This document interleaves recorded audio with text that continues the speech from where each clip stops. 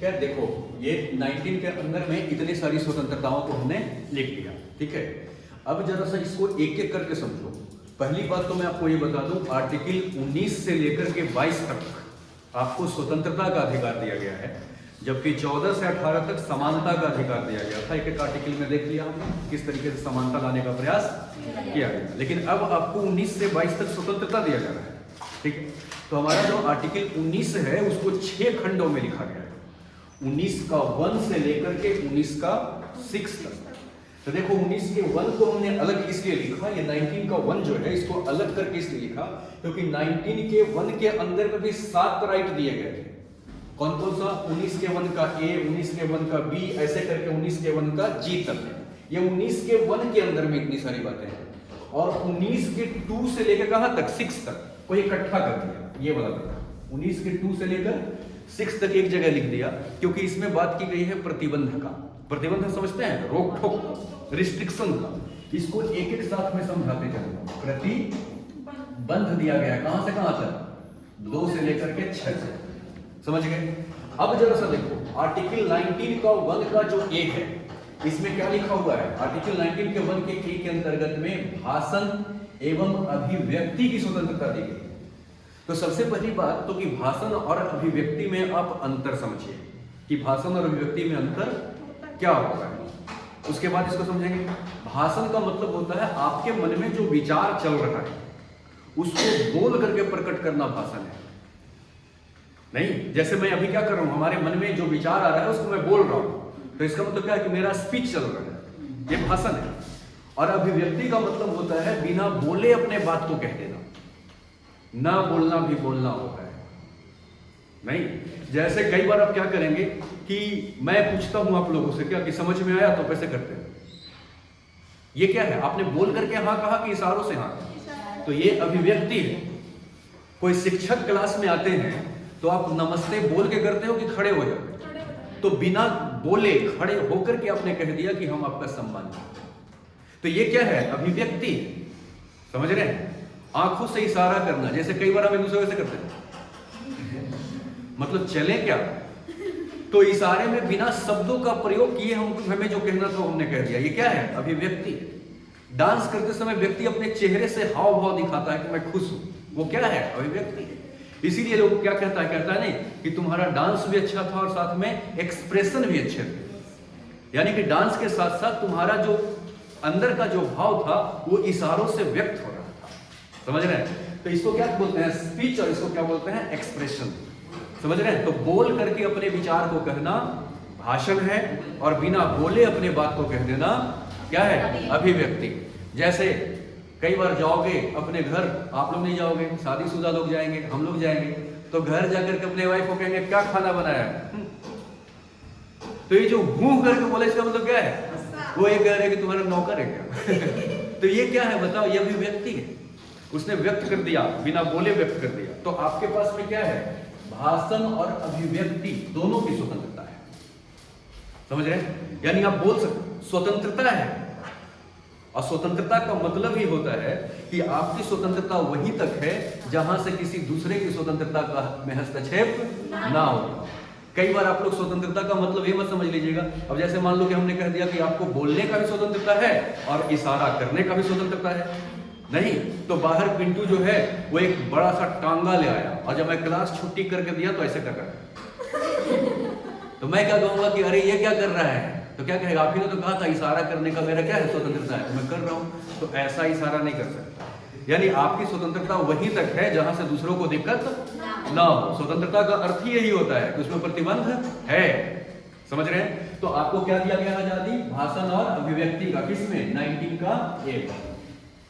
क्या मैं अपनी बात समझा पा रहा हूं? यानी आपको बोलने का भी आजादी है और अभिव्यक्त करने का भी आजादी है, समझ रहे हैं। अब इसको समझने के साथ साथ जरा सा एक चीज समझिएगा, ये जो अधिकार है उन सभी अधिकारों का मां कहा जाता है। इसको क्यों कहा जाता है? जैसे मान लो शांतिपूर्ण एवं हथियार रहित आपको सम्मेलन, सम्मेलन करने का मतलब क्या है? मीटिंग करना, नहीं, मीटिंग करना, कॉन्फ्रेंस करना।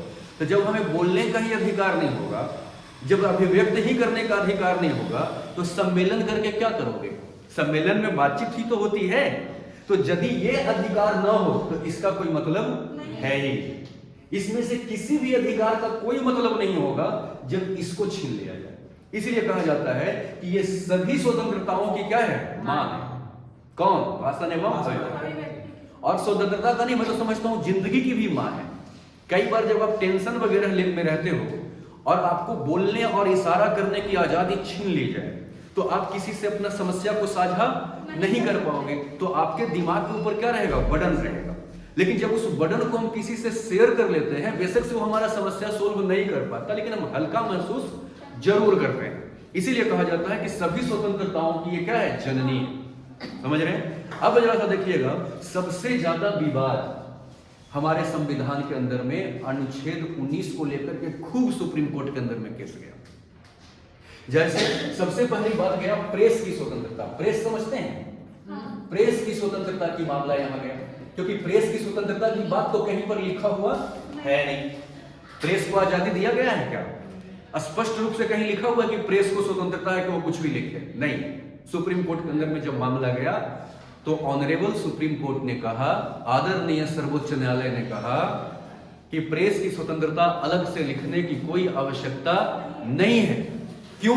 क्योंकि प्रेस जो है वो भी किसी के विचारों को ही क्या करता है, लिखता है, व्यक्त करता है। व्यक्त मतलब अभिव्यक्त करता है। समझ रहे हैं कैसे करता है? जैसे न्यूज़पेपर पढ़ोगे तो क्या लिखा रहता है उसमें, माननीय नरेंद्र मोदी जी ने कहा कि उत्तर प्रदेश में ये बनेगा। तो ये जो प्रेस ने लिखा है किसका विचार लिखा है, मोदी जी का विचार लिखा है।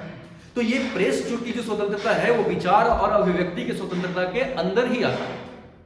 क्या मैं समझा पा रहा हूं? तो प्रेस की स्वतंत्रता कहां है, 19 के 1 के ए में। कोई पूछेगा कि क्यों है वहां, तो क्या कहोगे, क्योंकि प्रेस भी किसी विचार को ही क्या करती है, आगे बढ़ाती है। नहीं, प्रेस एक माध्यम है जिस माध्यम से अपने विचारों को व्यक्त किया जाता है, जिसके माध्यम से व्यक्ति के विचारों को जनता तक पहुंचाया जाता है। तो विचार और व्यक्ति की स्वतंत्रता जब यहां है ही, तो प्रेस की स्वतंत्रता कहां रहेगी, इसी में तो रहेगी। क्या समझा पा रहा हूं मैं? दूसरा, किताब लिखने की स्वतंत्रता। किताब लिखने के एक लेखक को राइट कहां है, इसी में।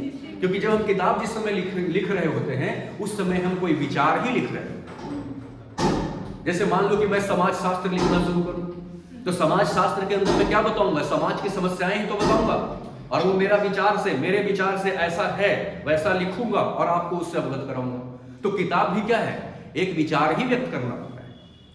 क्या समझ पा रहे हैं आप? तो किताब लिखने की स्वतंत्रता कहां रहेगी, इसी में रहेगी। मूवी बनाने की स्वतंत्रता, मूवी बनाने की, आजकल जो मूवी बना रहा है, नहीं जैसे आमिर खान ने दंगल बनाया, तो मूवीज बनाने की उसके पास राइट है क्या, स्वतंत्रता है क्या? ऐसा कहीं स्पष्ट लिखा हुआ है? नहीं लिखा हुआ। लेकिन वो कहां है, 19 के 1 के ए में है। लिखने की जरूरत नहीं है। कैसे? क्योंकि मूवी भी एक विचार ही व्यक्त करता है। जैसे एग्जांपल लीजिए, आमिर खान दंगल में क्या कहा कि मारी छोरी किसी छोरे से कम सके। इसका मतलब क्या है कि वो समाज को एक विचार दे रहा है, वो समाज को एक संदेश दे रहा है, समाज के सामने एक ऐसा भावना को व्यक्त कर रहा है कि लड़कियों को लड़कों से कम ना समझें। तो ये भी एक विचार ही तो है। तो मूवी जो है वो समाज के अंदर में एक विचार को प्रवाह करता है, और विचार और व्यक्ति की स्वतंत्रता अगर 19 के 1 के ए में है तो मूवी की भी आजादी कहां है, इसी में। क्या आप समझ पा रहे हैं? झंडा फहराने की स्वतंत्रता, झंडा फहराने की स्वतंत्रता अभिव्यक्ति है। कैसे? क्योंकि जब हम झंडा फहराते हैं, जैसे तिरंगा हमारा ऊपर की ओर फहरता है, वैसे ही हम दुनिया को तिरंगा का धागा खींच करके ये बताना चाहते हैं कि हम राष्ट्र से बहुत प्रेम करते हैं। राष्ट्र के प्रति प्रेम का विचार झंडा के माध्यम से हम क्या करते हैं, व्यक्त करते हैं। तो इसके लिए अलग से लिखने की जरूरत है क्या, कि इसी में आ जाए, इसी में आ जाए। आप समझ पा रहे हैं? दूसरा चीज, जानने का अधिकार। जानने का अधिकार समझते हैं, राइट टू नो, जानने की क्या अधिकार। जानने का अधिकार कहां दिया गया है आपको, इसी में तो दिया गया है, 19 के 1 के ए के अंदर। जानने का अधिकार का क्या भाव है, ये जरा समझिएगा। कोई नेता चुनाव में खड़ा होता है तो क्या आप उसको ऐसे ही मतदान दे दोगे कि पहले उसके बारे में जानोगे, उसके बारे में जानेंगे? क्योंकि जो हम अभिव्यक्त करने वाले हैं कि हम तुम्हें पसंद करते हैं कमल छाप, हम तुम्हें पसंद करते हैं लो पंजा छाप, तो जो हम ये वोट देते हैं वो कहीं ना कहीं अपना पसंद को ही तो हम व्यक्त करते हैं, अपने विचारों को हम वोट के माध्यम से व्यक्त करते हैं। तो क्या ऐसे ही व्यक्त कर दें कि उसके बारे में जाने पहले कि ये जो खड़ा हुआ है उसका बैकग्राउंड में एक अपराधी है, या अपराध से निकल के आया है, या कोई अच्छे काम से निकल के आया है, कहां से आया है, ये इसके बारे में जानना चाहिए, तभी तो मतदान करेंगे। तो अपना विचार और व्यक्ति यानी मतदान देने से पहले उस व्यक्ति के बारे में जानने का भी हमारा अधिकार है। इसकी शिक्षा क्या है, कहां तक पढ़ा हुआ है यह नेता, नहीं इसने पीछे कौन कौन सा घोटाला किया है, उससे संबंधित सारी चीज जानने की आपके पास अधिकार है। इसलिए एक नेता के बारे में जिसको आप कुछ सौंपने जा रहे हैं उसके बारे में आपको जानने का प्रॉपर राइट है। और एक कहां दिया गया है 19 के 1 के अंदर आरटीआई की आजादी। आरटीआई समझते हैं, राइट टू इंफॉर्मेशन।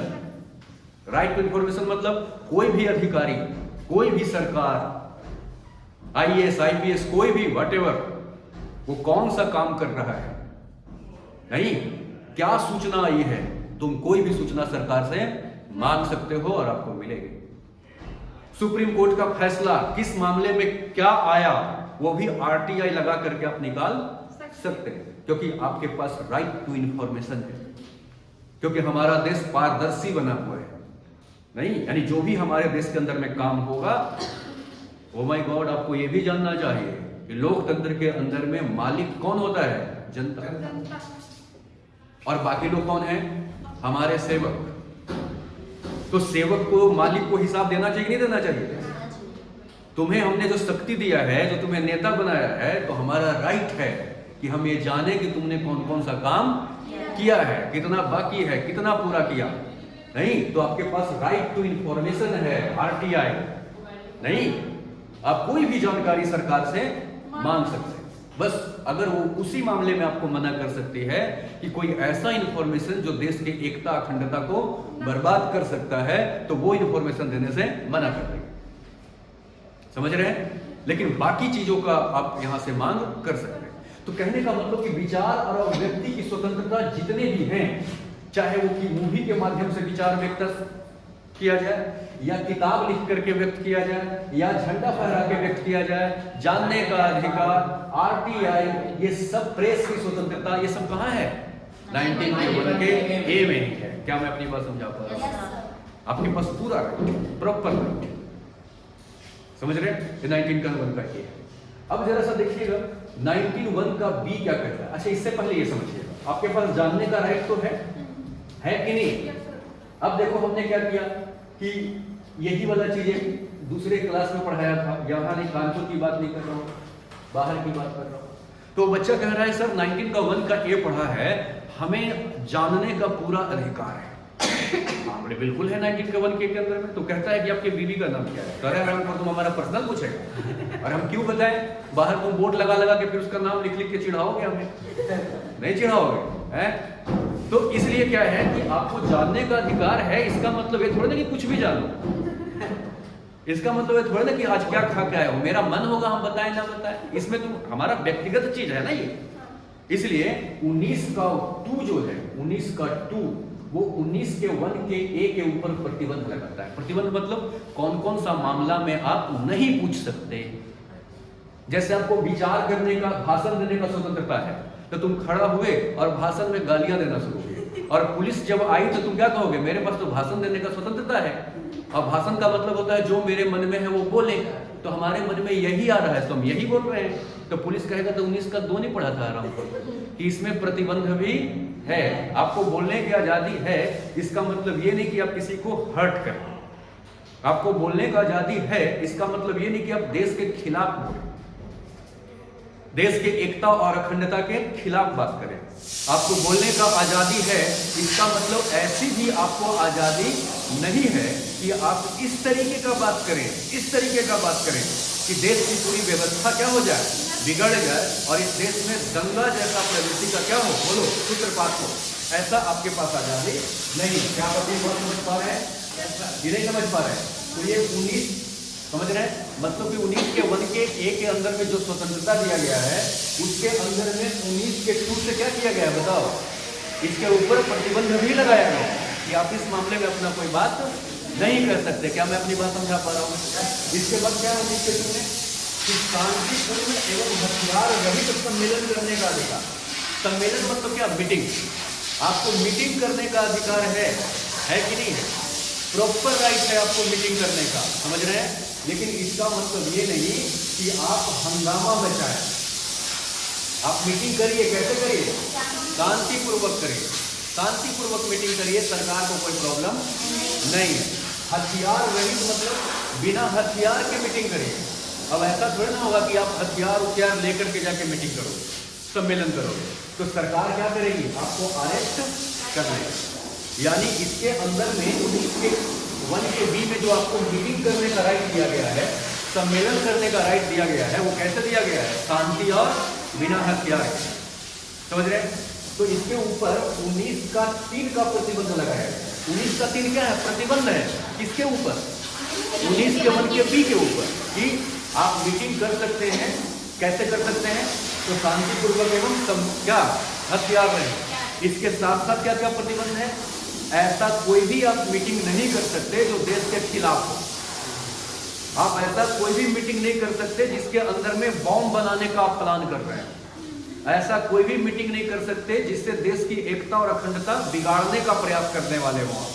तो 19(3) के अंदर में मीटिंग के ऊपर कुछ प्रतिबंध लगाया गया, यानी मीटिंग शांतिपूर्वक और हथियार रहित के साथ साथ आपको देश के पक्ष में मीटिंग करना है, समाज के पक्ष में मीटिंग करना है, विपक्ष में मीटिंग नहीं करना है, समझ रहे हैं? पाकिस्तान के समर्थन करने के लिए मीटिंग नहीं कर सकते। नहीं कि भारत और पाकिस्तान में लड़ाई हो रही है तो भारत के खिलाफ 4 लोग गुटबंदी बना करके और आप मीटिंग करेंगे तो पुलिस मारेगी। तुम कहोगे तो हमें सम्मेलन करने का राइट तो है, तो कहेगा 19(3) भी साथ में पढ़ लेता, और साथ में क्या कहेगा? कौन सा मास्टर पढ़ाया था तुम्हें, चलो हमें भी अरेस्ट करवाओगे। इसलिए 1 में जो आजादी दी गई है उसमें 19(3) पर प्रतिबंध भी है। समझ पा रहे हैं बात की नहीं समझ पा रहे? यानी कि आपको रोक ठोक यहाँ पर डाली गई है, समझ रहे हैं? अगला क्या है? हाँ, तो जो कृषि बिल को लेकर के जो जाट लोग आंदोलन कर रहे थे उसमें क्या समस्या थी? समस्या यही थी ना कि 19(3) को भी पालन करिए। आप मीटिंग करिए ना भाई, क्या परेशानी है? करिए मीटिंग, लेकिन आप इस तरीके से कोई मीटिंग नहीं कर सकते जो देश के खिलाफ जाए। 19(3) में प्रतिबंध है। ये प्रतिबंध लॉजिकल है कि ऐसी मनमानी तरीके से? लॉजिकल। इसीलिए हमने कहा इस प्रतिबंध को बोलते हैं युक्ति युक्त प्रतिबंध। कैसा प्रतिबंध? युक्ति युक्त प्रतिबंध का मतलब लॉजिकल प्रतिबंध है। मनमानी तरीके से लॉजिक प्रतिबंध नहीं लगाइए। यानी आपको आजादी है, लेकिन आजादी के पैजामे के अंदर रहिए, बाहर निकल करके काम मत करिए। समझ पा रहे हैं? अगला है क्या? 19(1) आपको संगम संघ बनाने की स्वतंत्रता है। एक उदाहरण से दोनों बात क्लियर हो जाएगा। 2013 याद है? 2013 में अन्ना हजारे आए थे, नाम सुने थे आप लोग? अन्ना मूवमेंट। तो अन्ना साहब क्या कर रहे थे? सम्मेलन कर रहे थे। किसके खिलाफ? उनका कहना था कि जन लोकपाल बिल लाओ। वो समझाऊंगा कौन सा बिल होता है ये। अभी फिलहाल समझिएगा, अन्ना जी दिल्ली में क्या कर रहे थे? सम्मेलन कर रहे थे, और पूरे देश की जनता दिल्ली पहुंच गई थी, और पहुंच करके अन्ना जी के साथ मीटिंग कर रहे थे, जिसमें अन्ना जी भूख हड़ताल पे बैठे हुए थे, साधारण भाषा। तो अन्ना जी जो सम्मेलन कर रहे थे दिल्ली के अंदर में सरकार के खिलाफ, जो मोर्चा खोले हुए थे, उनका राइट कहां पर है? शांतिपूर्ण एवं हथियार रहित सम्मेलन करने के अधिकार 19(1) के भी। इसी में से एक बच्चा पैदा हुआ अन्ना हजारे के मूवमेंट से। वो बच्चा कौन है? केजरीवाल। नहीं, और केजरीवाल ऐसा था, एक कहावत है, जानते हो? छिपकली समझते हो?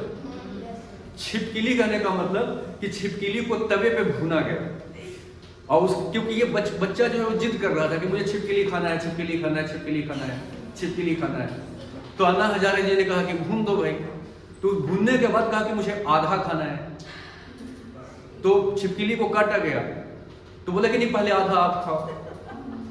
तो अन्ना साहब आधा पूंछ वाला साइड से खा गए। तो उन्होंने कहा नहीं, मुझे तो पूंछ वाला साइड से खाना था, तुम सर वाला खाओ।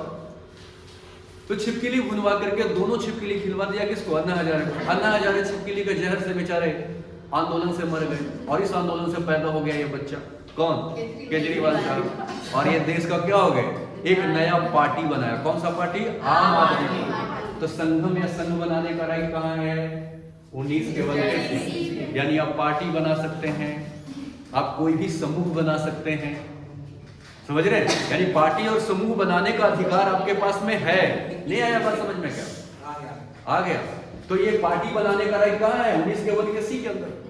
इसी आधार पर, इस आधार पर सम्मेलन किया, इस आधार पर पार्टी बना लिया और पार्टी बना करके अन्ना हजारे को छिपकली खिला दिया नहीं, और खुद इस देश का सत्ता हड़प गया, नहीं हड़प गया मतलब दिल्ली का। अब अगला क्या है 19 के 1 का डी। 19 के 1 के डी में क्या है, अबाध रूप से राज्य क्षेत्र में विचरण करने की स्वतंत्रता, यानी घूमने फिरने की स्वतंत्रता आपके पास पूरी है। समझ रहे हैं कि नहीं समझ रहे हैं? अब देखो 19 के 1 के सी के अंदर में अगर कुछ आपको राइट दिया गया है, इसमें किसका प्रतिबंध लगाया गया था 19 के 2 के तहत, इसमें 19 के 3 के तहत, इसमें 19 के 4 के तहत प्रतिबंध लगाया गया है, इसमें 19 के 5 के तहत प्रतिबंध लगाया गया है कि आप पार्टी बनाएंगे, इसका मतलब क्या 19 इसमें पार्टी बनाएंगे इसका मतलब क्या, देश के खिलाफ काम करने वाला पार्टी बनाएंगे। इसके अंदर में अबाध रूप से घूमने की आपको स्वतंत्रता दिया गया है, विचरण करने की स्वतंत्रता दिया गया है। जैसे मान लो कि कमल नयन का कल शादी हो और हनीमून पे घूमने का मन इसका कहाँ हो, हिमाचल प्रदेश, तो जाएगा क्या? हिमाचल प्रदेश सरकार लगा देगी, रोक देगी कि यूपी वाला को आना मना है? नहीं, क्यों नहीं रोकेगी? क्योंकि 19 के 1 के डी में राइट है कि भारत के किसी भी क्षेत्र में आपको घूमने की आजादी है, अबाध रूप से, मतलब बिना रोक टोक के, यानी कोई भी व्यक्ति आपको भारत क्षेत्र में घूमने से मना नहीं करता। इसलिए आपका मन है कि हनीमून के लिए आप कश्मीर जाइए, हिमाचल प्रदेश जाइए, कन्याकुमारी जाइए या अंडमान निकोबार जाइए, आपकी मर्जी है, क्योंकि पूरे राज्य क्षेत्र में आपको घूमने की स्वतंत्रता 19 के डी के अंदर दिया गया है। लेकिन 19 के 5 के तहत इस पर प्रतिबंध भी लगाया गया है। अब कैसे? मान लो कमल नयन का शादी हुआ, ये अपने वाइफ को लेकर घूमने गया, और कहां घूमने चला गया, तो इंडिया और पाकिस्तान का आर्मी जहां खड़ी है और गोलियां चल रही है, तो मेरी मैडम को इस बॉर्डर पे घूमने का टक हरामखोर वहां घूमेगा, आर्मी वाला ना 1.5 डंडा कहेगा हरामखोर यहाँ घूमने का तुम्हारा थोड़े आ जाती है। यानी कुछ क्षेत्र ऐसे हैं जहां पे रोक लगाया गया है, तो वहां आप घूमने नहीं जा सकते। समझ में आ रहा है बात? नहीं, रेड लाइट एरिया में अगर मना हुआ है फिर भी रेड लाइट एरिया घूमने जा रहा है तो कान उखाड़ेगी पुलिस उस समय। नहीं, यहाँ क्या करने आए हो? तो कुछ क्षेत्र में मना है तो वहां पर आपको रोका जाएगा। समझ रहे हैं? घूमने की आजादी है, इसका मतलब 19 के 1 का डी हर जगह यूज मत करना। जहां जहां पर मना है वहां पर मना है, जहां मना नहीं है वहां अबाध रूप से घूमिए, और जहां मना है वहां सबके लिए मना है, सिर्फ आपके लिए थोड़ा मना है। समझ रहे हैं? तो 19 के 1 का डी है। 19 के 1 का ई के अंदर में क्या है, राज्य क्षेत्र में बसने की स्वतंत्रता, मतलब आप पैदा चाहे कहीं भी हुए हो। जैसे मान लो कि एक पैदा हुआ कहां बताइए, अंडमान निकोबार में। अंडमान निकोबार में तो भारत का हिस्सा है, लेकिन वो दिल्ली साइड में आ गया वो पढ़ाने लिखवाने के लिए, यहाँ बहुत पैसा कमा लिया। अब उसको मन करता है कि हम अंडमान निकोबार ना बसें, तो यहीं घर उर बना लिया, अपना आधार कार्ड का एड्रेस चेंज करा के यहीं बस गया। तो बसने के लिए भी भारत में क्या है, पूरी आजादी है। जैसे मैं बिहार में पैदा हुआ हूँ, मेरा मन होगा हम यूपी में घर बना के बस जाएंगे, तुम रोकोगे क्या? और रोकोगे तो बुलडोजर तुम्हारे घर पे चलवाएंगे योगी बाबा को कह के कि देखिए यहाँ पर 19 के ई का उल्लंघन हो रहा है यहाँ पर, और जबकि हम आपका एक वोट बढ़ रहे हैं, यहाँ हम बसेंगे तो वोट तो बढ़ेगा नहीं बढ़ेगा। तो हर व्यक्ति को किसी भी राज्य क्षेत्र में बसने की क्या है, स्वतंत्रता। लेकिन 19 के 5 के तहत इस पर क्या है, रोक टोक भी है।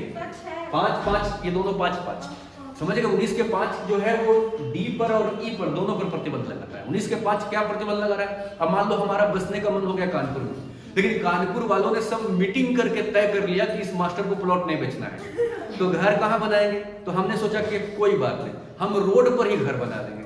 तो पुलिस आएगी, कहीं बसने की स्वतंत्रता है तो क्या तू रोड पे घर बनाएगा? यानी बसने की स्वतंत्रता, इसका मतलब ये नहीं कि कहीं भी बस जाओ, नहीं, रोड पे घर बना लिया, पार्क में घर बना लिया, तो पुलिस मारेगी नहीं। क्यों? क्योंकि बसने की स्वतंत्रता वही है जहां पर बसने के लिए फ्री किया गया, जहां पर रोक है वहां रोक है, वहां पर नहीं बस सकते। अब तुम जाके बॉर्डर पे घर बनाओगे तो आर्मी वाला तुम्हें मारेगा, बाद में पहले तुम्हारा घर उड़ाएगा। समझ रहे? तो कुछ जगह पे रोक टोक। 19 के 1 के एक्ट में था संपत्ति का अधिकार, यानी हर व्यक्ति को संपत्ति अर्जित करने की स्वतंत्रता थी। आज जरा सा सोच के देखो, इससे लॉस क्या होता? अगर कोई व्यक्ति को संपत्ति जमा करने का स्वतंत्रता दे दिया जाए तो वो व्यक्ति क्या करेगा? वो व्यक्ति कहेगा कि हम ब्लैक मनी से कमाए चाहे जैसे भी कमाए, हमें तो आजादी है। तो उस पर आप अंकुश नहीं लगा सकते थे। या फिर मान लो कोई जमींदार के घर में पैदा हो गया और सरकार जमीन को छीन करके और गरीबों में क्या करना चाहती है, आप रोक नहीं सकते थे, क्योंकि उसके पास क्या था, आजादी था। इसलिए ये बहुत बड़ी समस्या थी। इसलिए इस समस्या को समाधान करने के लिए, इस समस्या को समाप्त करने के लिए 44वें संविधान संशोधन 1978, 44वें संविधान संशोधन 1978 के द्वारा 19 के 1 के F को यहां से क्या कर दिया गया, हटा दिया। और यहां पर ये अगर लिखा था तो कौन सा अधिकार था, मौलिक अधिकार था जिसमें कोई छीन, इसलिए इसको यहां से हटा करके आर्टिकल 300 का ए में डाल दिया। इसका मतलब क्या है कि पहले ये मौलिक अधिकार था, लेकिन 1978 के बाद ये वैधानिक अधिकार हो गया। वैधानिक अधिकार कहने का मतलब कि यहां पे सरकार अगर छीन छोड़ करे आपकी जमीन को, अधिग्रहण करे, तो आप सुप्रीम कोर्ट में फंडामेंटल राइट का हवाला देकर केस नहीं कर सकते, क्योंकि फंडामेंटल राइट से इसको बाहर कर दिया, इसीलिए इसको बाहर किया। समझ में आया?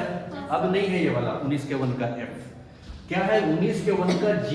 ये क्या है? वृत्ति, व्यवसाय, व्यापार करने की स्वतंत्रता। वृत्ति का मतलब प्रोफेशन, जैसे मास्टर व्यापार करता है, व्यवसाय करता है कि वृत्ति करता है? वृत्ति। व्यापार किसको बोलते हैं? जिसमें वस्तुओं का आदान प्रदान। तो हम तुम्हारे पास वस्तु बेच रहे हैं, हम आपको क्या कर रहे हैं? सर्विस दे रहे हैं टीचिंग का, तो ये वृत्ति कहलाता है, ये प्रोफेशन। डॉक्टर क्या करता है? एक प्रोफेशन। नहीं आता है ऐसे हाथ टच कर करके और फीवर को भी फील करने का फीस लेता है।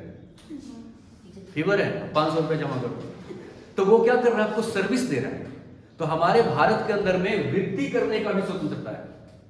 अब मान लो कि हम आपको क्या सिखा रहे हैं? आईएएस बनने का तरीका सिखा रहे हैं, हमें पुलिस डिस्टर्ब नहीं कर रही है, लेकिन हम आपको यहाँ पर क्या करें? हमें सिखाने का स्वतंत्रता है, हम यहाँ पर आपको बॉम्ब बनाना सिखाएं, तो पुलिस आके कान उखाड़े कि तुमको हम वृत्ति का अधिकार दिए हैं, लेकिन कैसा वृत्ति? जो देश के लिए सकारात्मक हो, नकारात्मक चीज थोड़े सिखाओगे, नहीं। तो 19 का 6 के तहत 19 के 1 के G पर क्या किया गया है? प्रतिबंध, कि आपको वृत्ति करने का अधिकार है, आप इसको इस देश में सर्विस देने का अधिकार है, लेकिन एक सीमा तक। यानी आप ऐसा कोई भी सर्विस नहीं दे सकते जो देश के खिलाफ चला जाए, कोई भी ऐसा ज्ञान नहीं बांट सकते। आपको डॉक्टर को सर्विस प्रैक्टिस करने का राइट है। इसका मतलब क्या कि इंजेक्शन में तुम जहर भर भर के लोगों को डालोगे? नहीं।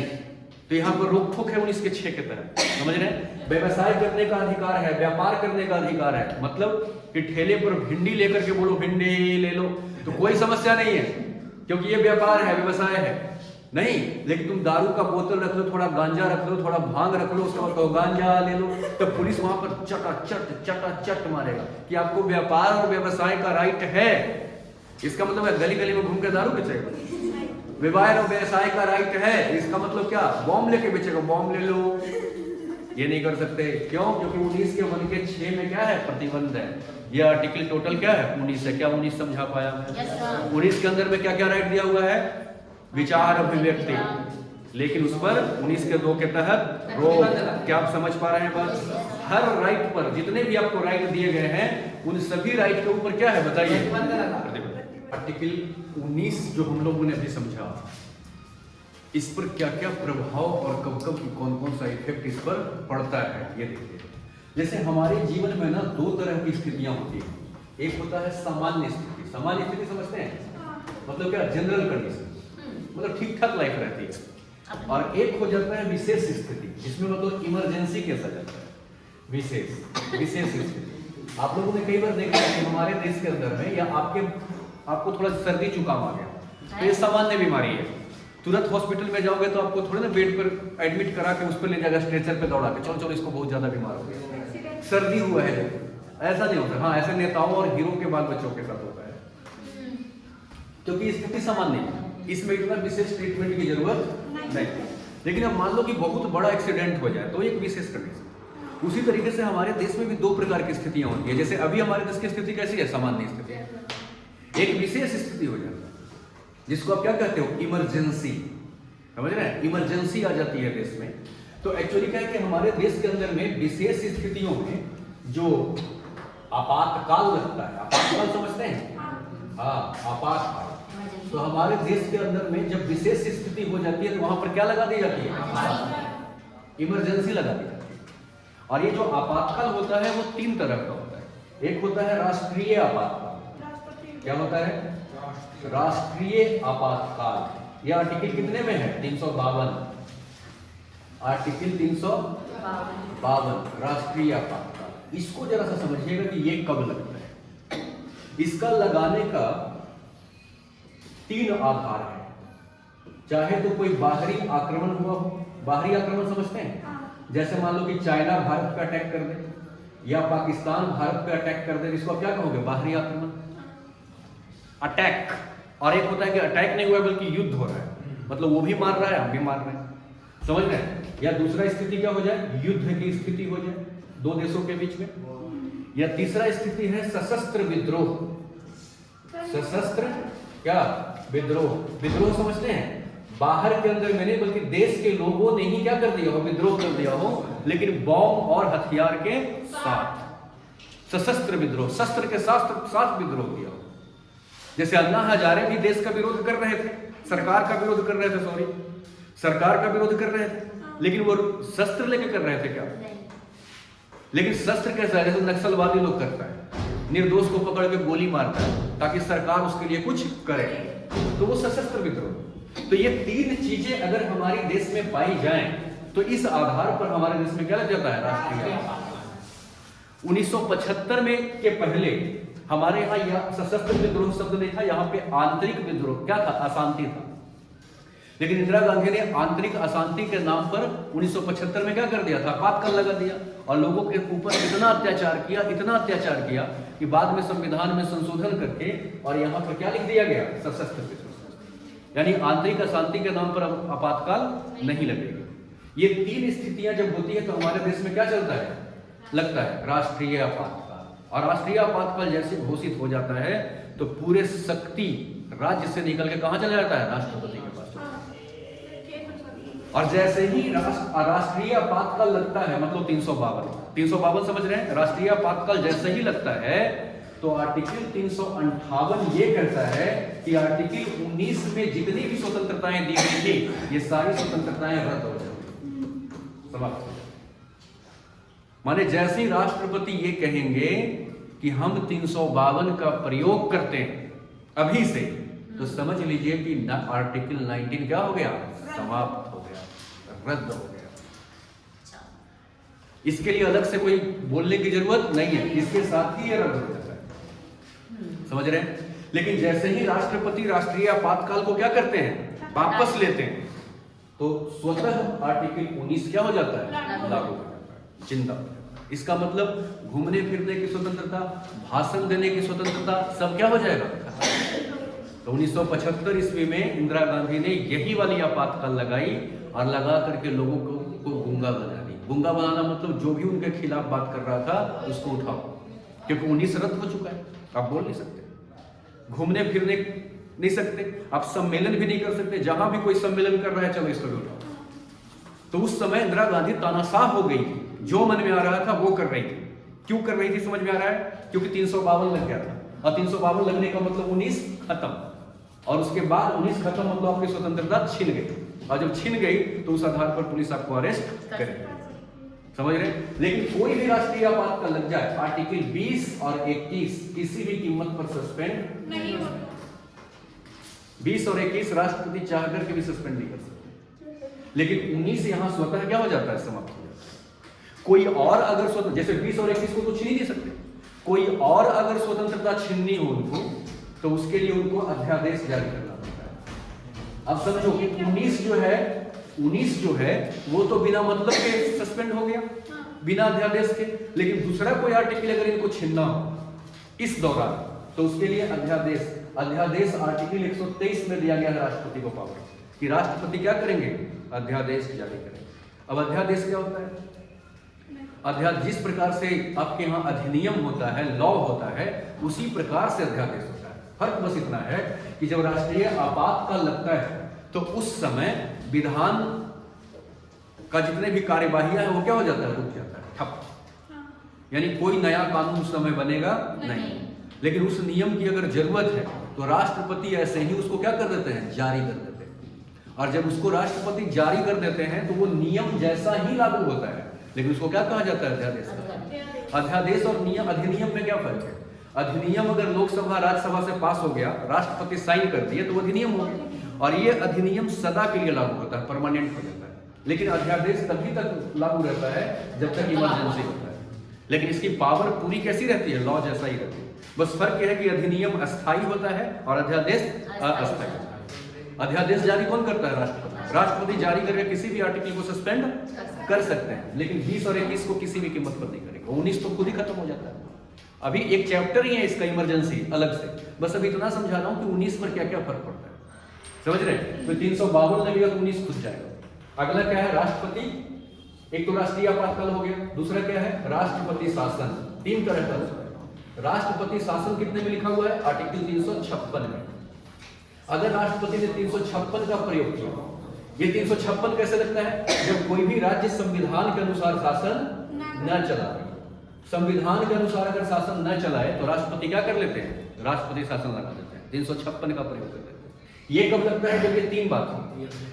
राष्ट्रपति शासन कब लगता है, जब कोई राज्य संविधान के अनुसार शासन न चला रहा हो, मनमानी तरीके से शासन कर रहा हो, तो उस स्थिति में क्या लगा दिया जाता है, राष्ट्रपति शासन। 356 का प्रयोग कर दिया जाता है, समझ रहे। और 356 का जैसे ही प्रयोग होगा तो कोई भी आर्टिकल स्वतः समाप्त नहीं होगा, 356। लेकिन अगर राष्ट्रपति चाहे तो अध्यादेश जारी करके 19 को क्या कर सकते हैं, समाप्त कर सकते हैं। तो यहाँ पर एक एक आर्टिकल अध्यादेश से समाप्त होता है, यहाँ पर 19 स्वतः समाप्त हो जाता है। समझ पा रहे हैं नहीं। और तीसरा है द्वितीय आपातकाल, जो 360 में, समझ रहे हैं। जब देश में कोई आर्थिक संकट पैदा हो जाए, जब लोग गरीबी से त्रस्त हो जाए, तो राष्ट्रपति उस समय क्या लगा देते हैं, द्वितीय आपातकाल। समझ रहे हैं। तो ये है आर्टिकल 19 के अंदर में 19 का प्रभाव थोड़ा सा यहाँ पर रहता है, समझ गए।